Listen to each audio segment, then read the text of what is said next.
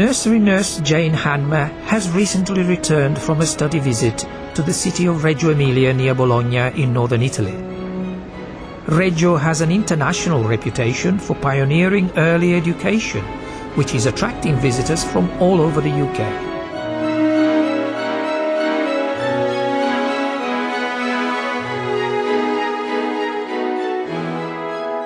So, what is so special about Reggio Emilia? If you visit the exhibition of work from Reggio preschools, you cannot help but be struck by the highly creative, child-centered approach. Children's thoughts, feelings and interests take center stage and are highly valued parts of their learning.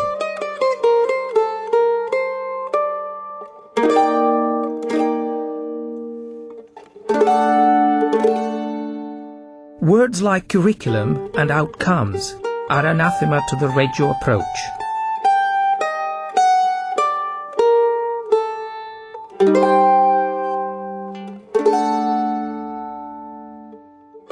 Loris Malaguzzi, first preschool director in Reggio, talks about children having 100 languages or ways of communicating, and the school needing to recognize this.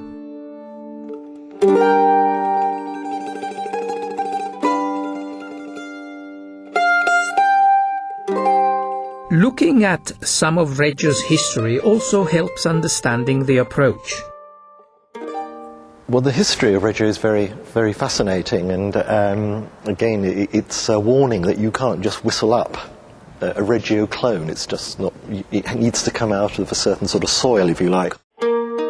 Even before the Second World War, a preschool system existed in Reggio Emilia, with provision for teachers in service professional development. It was in spring 1945, just after the end of the war, several things happened that were to prove significant. News spread that people were building a school out of the rubble of their bombed-out homes. A local middle school teacher, Loris Malaguzzi, went across to see for himself.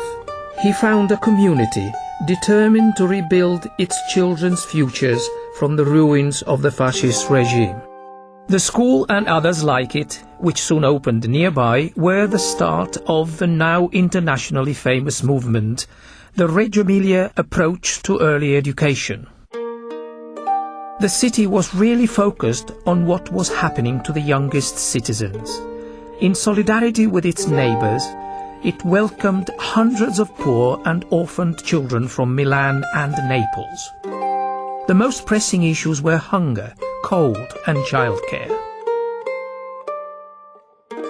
Reggio 40 years ago grew out of a very strong left political tradition in that part of northern Italy, Emilia-Romagna, also out of the women's movement or movements by women who were seeking to establish the rights both of women and children. Between 1954 and 64, 1 million women entered the workplace and the demand for good quality preschooling became a mass phenomenon. Added to this, it was a turbulent time in Italy's history. At this point there emerged a number of new ideas about the state, about the development of democracy, the commitment of local authorities as organs of democratic life in Italy. And within this framework, the issue of preschools and infant-toddler centres became extremely pressing, and we ourselves contributed to making it extremely pressing. It was during 1964 that Loris Malaguzzi was appointed as head of the first municipal preschool in Reggio. He already had a reputation as an advocate for young children's entitlement to the highest quality provision. The whole community held meetings to discuss the setting up of the first municipal school. From the outset, Malaguzzi and his staff debated some of the big questions about teaching and learning in developing their approach to early education. They asked questions about the image of the child, what schools are for. Malaguzzi wrote, "When a child is born, a citizen is born," and how we view ourselves as teachers. Well, Reggio very much questions a sort of dualistic thinking of either theory or practice, or practitioner or researcher.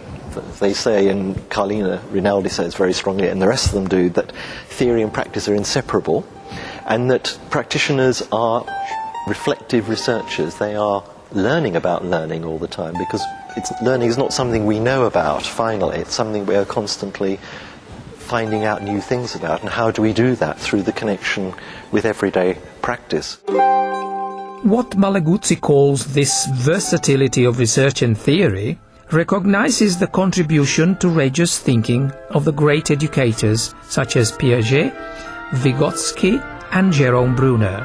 When I came here, I was so struck by the extent to which these determined women, these highly intelligent, well-trained women, were working with children in a way which was so original and so respectful. I had the feeling they were going to do something to their community. And I thought, without this group of strong women, there would not have been Reggio schools. It is interesting that Loris Malaguzzi knew this, that as he worked with them very hard, expressing the ideas, particularly ideas about negotiating meaning and making kids aware of the fact that when they said something, there should be some reason for saying it. So what did Jane and her colleagues from 2 West Midlands nursery schools make of their recent study visit to Reggio? Here's the best bit though, look. Relaxing. Is it beginning to change how they think about teaching and learning? We can learn from the children, and that's how they genuinely viewed it, didn't they? They don't see them as empty vessels, do they? They just see them as working along together. And I think we so often just try and put things into children, just fill them up, whereas they want to build this like problem solving, isn't it really, issue to everything. One of the big things in a lot of the lectures was them seeing the adults and children being co-researchers. Do you remember that bit? And they just doing everything together. And they encourage them to discuss it together, don't they? I just think they have a whole different philosophy to life, though. One of the teachers said to me something about she just comes here to spend time with the children. I think it's the love of the whole community, the support of the whole community is what makes it such a success. So we kind of need to get our parents and our community and to learn how valuable children are, how important they are for the next generation. And to learn that our schools are the future society, aren't they? That's it. And you put it so much better than that. The Reggio concepts, placing the child at the centre as a creative, active learner and valuing all the 100 languages the child offers, are being taken on by Bushbury Nursery School on the edge of inner city Wolverhampton, where some of the group work. After a visit to Reggio Emilia, which I made 2 years ago now, and witnessing the passion that the whole community felt for the learning of the young children, I came back thinking this is what we need in our settings for our most vulnerable children, but for all our children they merit this quality. We firmly believe that the environment is the third teacher. We define areas, but not as a maths area, but an area that's aesthetic, where you might link light and music, so this potential for linking is there.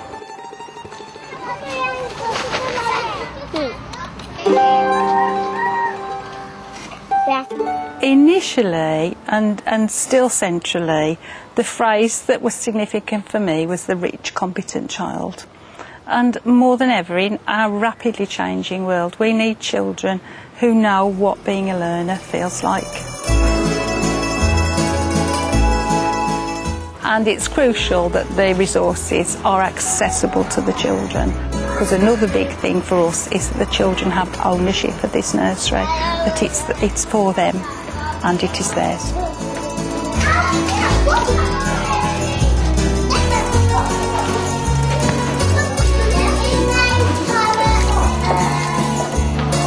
That's Lilo.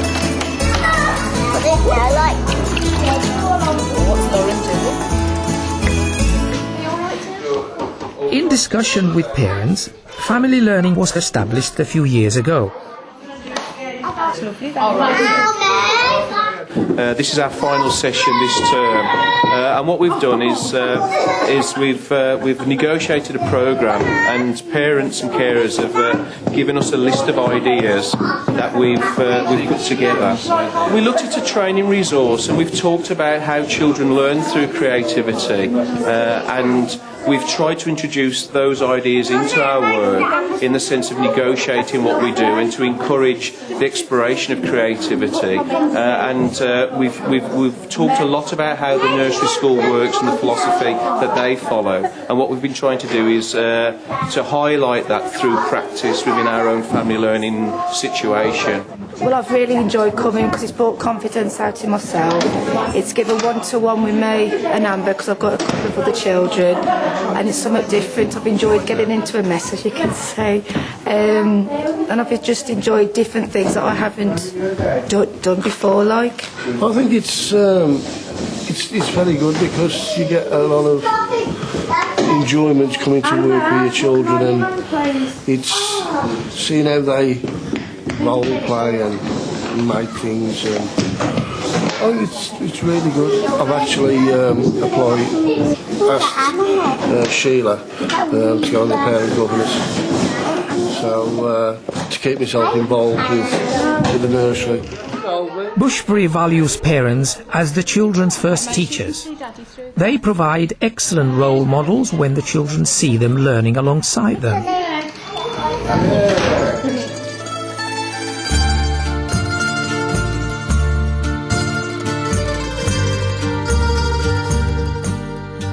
On the other side of the M6, head teacher Rita Thornbury has employed an artist in residence at her nursery school, just as in Reggio, atelierists are used to develop children's creativity. Well, when I came to Sandbank, we used the Effective Early Learning programme as a self-evaluation tool to look at the effectiveness of our provision.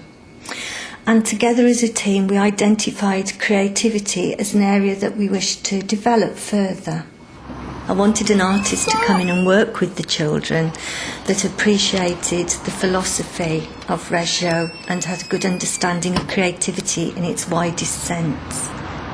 Within early years settings, there is a great respect for children's need to work independently, and that sort of Reggio philosophy as well, about children being strong and competent and rich in potential, and that they can direct their own projects, and they do have great resources within themselves to draw on.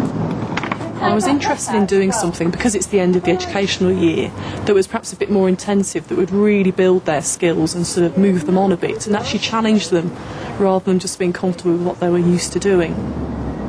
Jess and nursery nurse Jane Hanmer have created a workshop like the Reggio Atelier in an outbuilding on the playground to resource the project. We'll just take the tools and bits and pieces down. I just want to cut open the tubing as well. They began with a visit to Birmingham. We chose a group of children by talking to the rest of the staff, not just ourselves, who they felt would be interested. And that is what they were amazed with in Birmingham, wasn't it? Yeah. The size, looking up, the height of everything. Giant steps!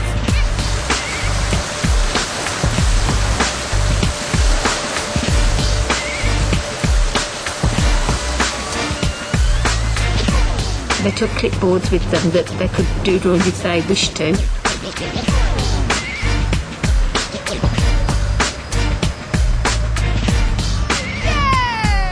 The purpose of Birmingham Visit was to show children that you could have these objects that were decorative or purposeful, that were just much bigger than they were used to, and to challenge them a bit about the scale that they were working on. Back at Sandbank, Jess and Jane established a working space for the children. Should we all have a piece of this then to do our drawings on? Pens though, so you could use one of these pens. They encouraged them to use acetate and hold their drawings up outside to see where they might eventually site their finished sculptures. Based on the drawings, the children created small models. Their knowledge of materials was really very limited, so when we were asking them for lists of things that they felt they needed, it included cocktail sticks, cotton wool, string, none of which is suitable for doing large-scale work with. So part of the work we've done has been introducing the children to bigger materials. We've tried to use or collect together materials that mirror the very small modelling materials, so things that were tube-like or sticks, and just give them materials that are bigger, so they're familiar and yet offer new possibilities. But which materials would work best, and how to fix everything together? All sorts of problem solving and negotiation had to go on, with the support and encouragement of Jess and Jane. Brilliant! Once they had met with a group, any of the children playing outside could choose to join in. Most began by wanting to construct something tall, and this led to thinking about how to secure the sculptures into the ground and which tools to use. Some of the children are keen to build even higher. Risk-taking is all part of the creative process within a safe environment, of course.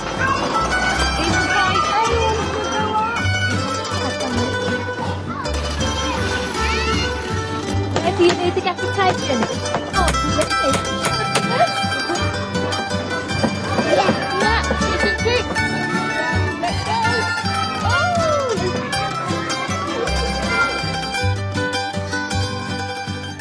Fixing the tubing up high leads the children to experiment with the movement of water, reminiscent of the fountains they saw in the city centre.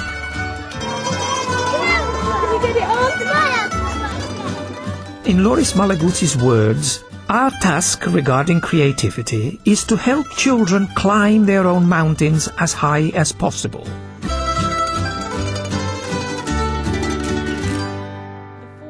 What might seem to an outsider as simply playing with materials is taken as a serious indication of early learning. This time, and this is exactly the shape she used on the smaller version, isn't it, in the workshop? And it's got the same curve on it, and she's attached them in the same way as well.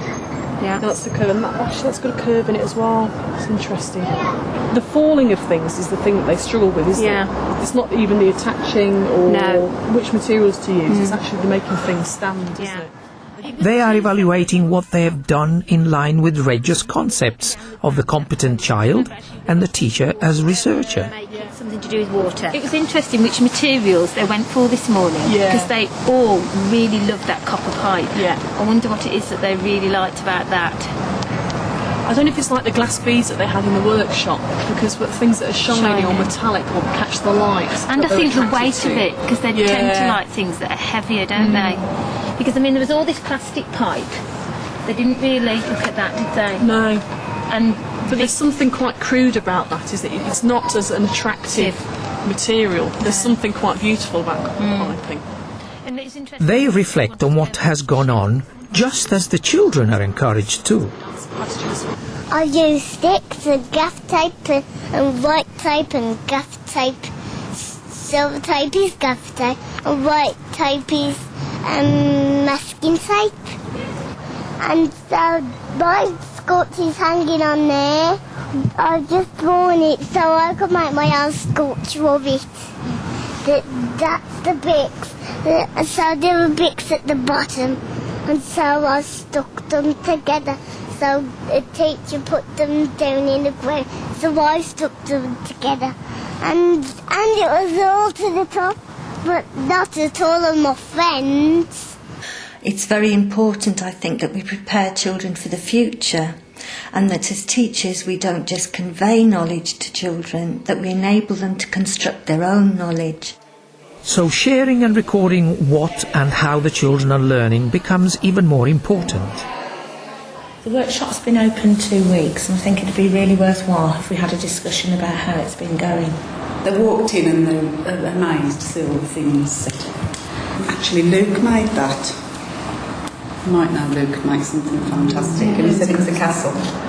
Something we noticed outside is when you bring the children out at playtime, what the thing they're interested in is actually going for the hammers and using the hammers and finding out how to use tools in there. That's what they've said, the hammers and the goggles.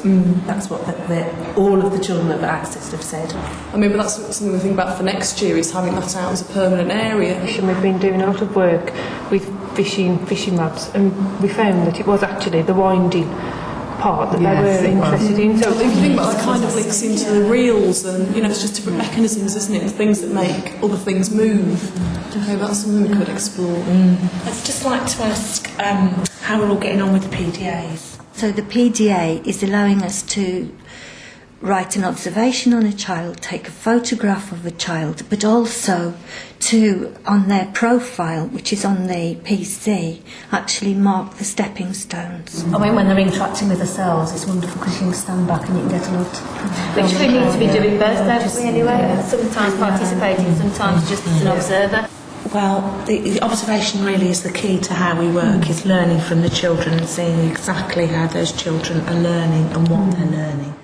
Carlina Rinaldi has said that we're on a journey, but that this is not a free journey, rather it is a journey guided by a compass. And at Sandbank, we're at the very beginning of that journey.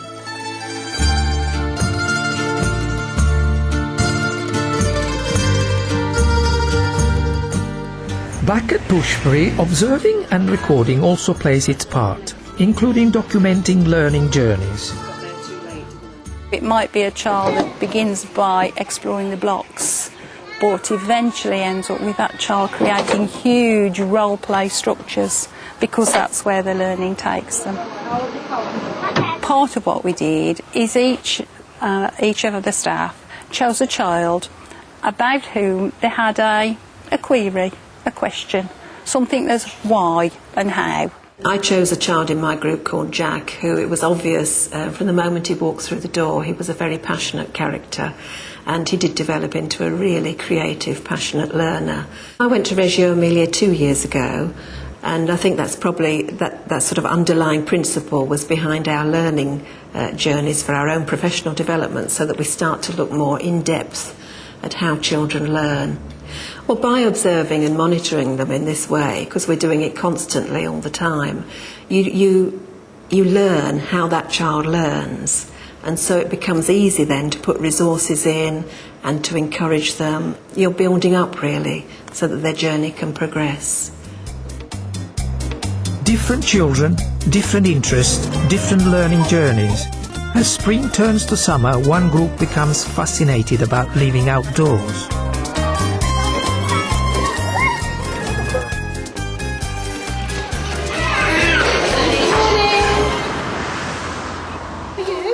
We had the children together and explained what they were going to do and where they were going to go. Just check your list. Make sure you've got everything in your bag off your list, darling. There you go. We suggested that they made their list of everything that they needed to have a camping visit. And the children did some mark making and pictorially made their lists. Right, do you think we're ready for our camping expedition then, yeah? In the Reggio context, the teachers will allow the children to lead the learning. They have no set plan in mind as they reach the woods, but are confident the learning will come from the children's interests. Do we want the tent on the grass, or do we want it on the nutshell? On the grass. On the grass now. What do you think? Just behind that big tree. It's sunny. Shall we go and see if it's flat enough to put the tent? Yes. Hey, have friends over there. Well, we'll try that one next, shall we? We'll try this bit first. What do you think? Pitching the tent is put on hold as a rabbit hole takes their attention. Come in here and see. What makes those tiny little holes? Snails. Not more in here. Ants, yes. Well done. Pull and I'll pull. Have we ready? Whoops! Their natural curiosity about being in a new place presents them with choices to make and problems to solve. We need to come. We do need the hammer, but we need the pegs. That's it. Then if it's a little bit windy, it'll stop the tent from blowing away, won't it? You fetch your torch out, remember. Oh, steady. Steady. What do you think is going to happen when I put the match on the barbecue? It's going to be hot. It's going to get very, very hot. Light barbecue, light. The children experiment with torches. Do they make the barbecue light?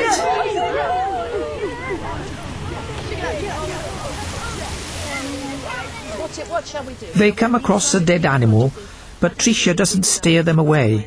The children find a safe place for it. It's just moving.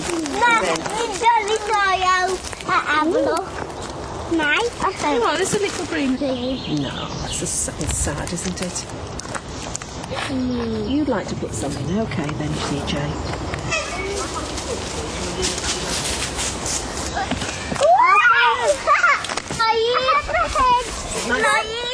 One child decides to use his torch and magnifying glass to explore the logs. They learn from each other. They're a bit smaller than our snails at nursery, aren't they? And nails around here, so can you see the shiny slime?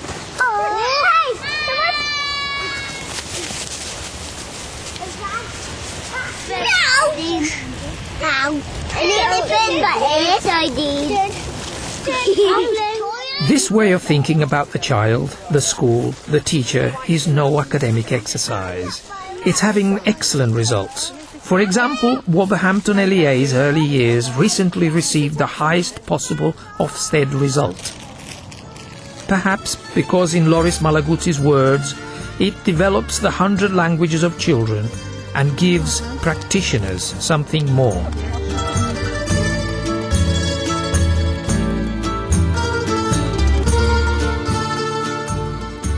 I think one of the main reasons is that it gives people a sense of hope and belonging. Hope in the sense that so much around in education today seems very instrumental and rather managerial and rather dead and dull. And Reggio challenges us to hope for all sorts of possibilities for children and for learning.